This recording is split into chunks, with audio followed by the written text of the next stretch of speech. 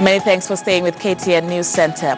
Now, Nairobi Governor Mike Sonko's leadership style seems to draw varied reactions, with some accusing him of high-handedness. In the recent past, Sonko has dismissed some of his officers in the full glare of cameras. Let's take a look at this recent clip that was captured in Kangemi.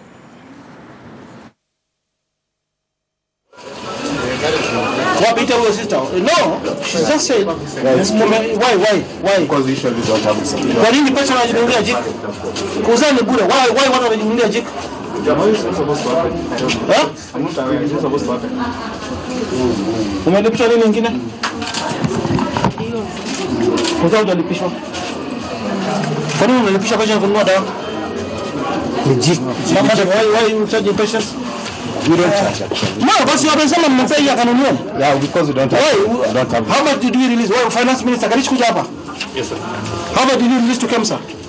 58 million. 58 million. Kwa nini hakuna madawa kwa hospitali?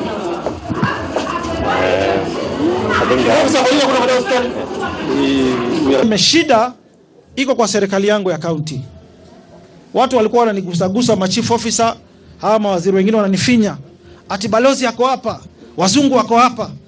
Usini aibu yetu, tutaongea kwa ofisi. Hakuna cha kuongea kwa ofisi.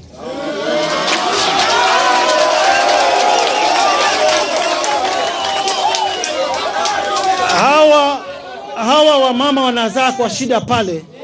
Hao mama ndio wamefanya Sonko akuwe governor wa Nairobi leo. Hao mama ndio wamefanya leo tukua na serikali ya Jubilee. Kwa hivyo mimi sita entertain ushenzi kwa utendakazi wangu. Tutafanya kazi kimagifuli na Uhuru Kenyatta. Wewe Ogaro, wewe director wa health, director wewe wa medical services, wachani nifanye kazi bana. Wewe umeserve under Kidero, umeserve under Sonko. Mimi sitaki mchezo, na nawapatia 14 mu explain kwa nini hakuna dawa kwa hospitali za Nairobi.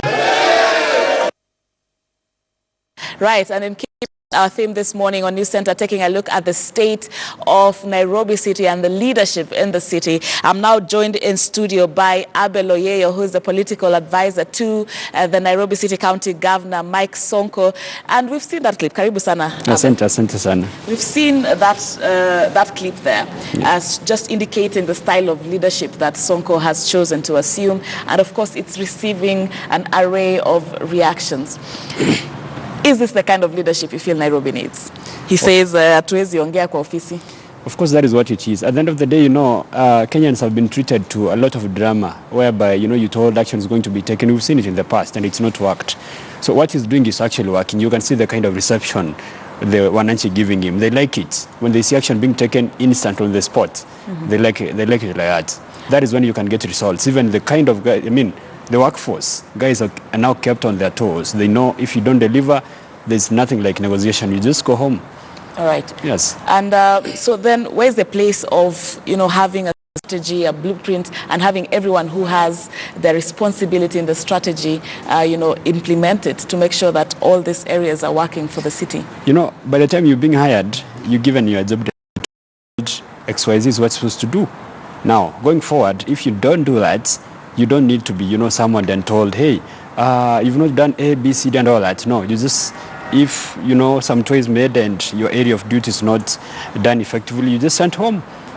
So it's not like these guys have not been told what's expected of them. When they're being hired by the county public service board, they're told, we expect you to do the following. And of course they won't. If you don't do this, you'll be terminated. So what the government is doing is within the law.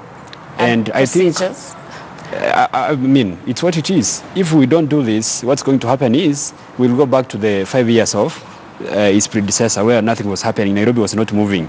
Remember, most of the buildings that are being now demolished by NEMA, of course with the support from the county government, was supposed to be demolished some 5 or 6 years back, and it was not done. So it's not being done because we have to stop flooding in Nairobi. It has to happen. And because of the illegal structures, it's been happening.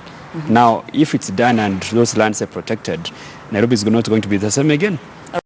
And on KTN, even the governor said when he was interviewed on The Big Story that all these problems that Nairobi is facing of, flooding, poor drainage systems, garbage everywhere, bad roads, that these are inherited problems.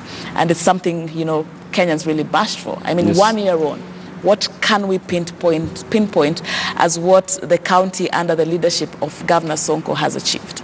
I don't think I'm going to have enough time to actually list what he's been able to accomplish. But something that we can actually see, other than apportioning blame. Yeah.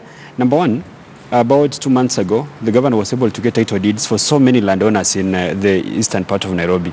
That is an occasion which was, of course, graced by the president, and there was a lot of excitement by guys who were given title deeds. So now guys can put up structures knowing they own the land. Number two, completion of road construction projects. So many of them, around 50 of them in Eastlands. Again, the president was able to see when they were being launched, and every single day the governor is launching a new road that is being completed. Now, these projects could not be completed in the previous regime because of corruption. Money which was being allocated to the projects was diverted to some other places. Now they're being completed because the money is given to them. Number three, recently, of course, there was the hiring of constables and fire marshals and all that. That is how he has created employment opportunities for young people. And then, of course, there was the decision to make ECD free. Young kids do not have to go to school after paying school fees. Now the county government takes that up. It pays for them. Parents can now rest assured their kids are going to get education for free. ECD, which is the one that is under the county government. Right. And of course, you can see what's going on with the grabbed land. You can see the demolition of illegal structures. Nairobi is moving. It's not the same. And when you walk through the CBD streets, you can see a change in Nairobi. There's no garbage anymore. You can't say that. If you go to the streets, to the estates, where we used to have piles and piles of garbage, you can't see that. It's been moved. It's been cleaned. And the good thing is, this stuff you can see. Nairobians are now saying we can see what real leadership is. And what really has been said to have marred development in the county is gross corruption at the county offices. Yes. Is this being fought? Because, for any project to be taken, maybe there's contractors, whatever, there's a lot of hurdles because you have to pay A, B, C, D. Yes. How is this being managed? The corruption? Yes. Now, the governor came in with a zero tolerance to corruption kind of policy, and we can see it at work. If you're suspected of having, embezzled money, you don't have to have some time trying to bargain and all that. You shun the door. And of course, investigations are carried out. If found to have actually done that, you go home. Recently, the governor sent home some guys who were suspected to have misbehaved when it comes to handling county resources. So that is a warning. And you see some of the guys he had to deal with from right inside Isako. So it means he does not have a sacred cows. If he has to crack the whip, it goes left, right, and center. And of course, money that was being spent on source was stopped when he came to office. Nowadays, money is collected, goes to central bank. It's approved for spending by the control of budget. So the county does not spend money it collects. It has to go to central bank first. Now, that is totally different from how the previous administration was doing it. So as we speak now, so I can say no cash flow that is it. So as we speak now, I think corruption has gone down by around 80% in the county. And you can see the government is not stopping. That's a big figure you're throwing there, Abe. Actually, it's what it is. Okay. Yeah. And we're seeing all this demolition of buildings on riparian land. Of course, that is being conducted by NEMA.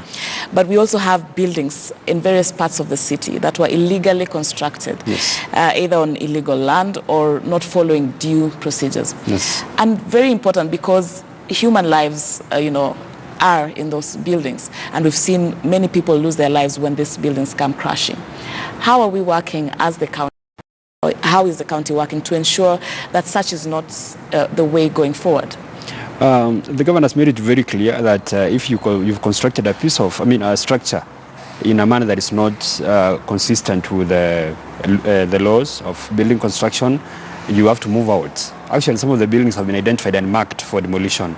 Then, of course, any land which was grabbed has also been, the warning has been issued. The land has to be reclaimed. The government has made it very clear everywhere. All those pieces of land, including a piece of land you got unknowingly, of course, in Buruburu, a piece of land belonging to Maina Commander, all those pieces of land will have to be returned. So there's a process, and Nairobians should be confident that it's going to be effected.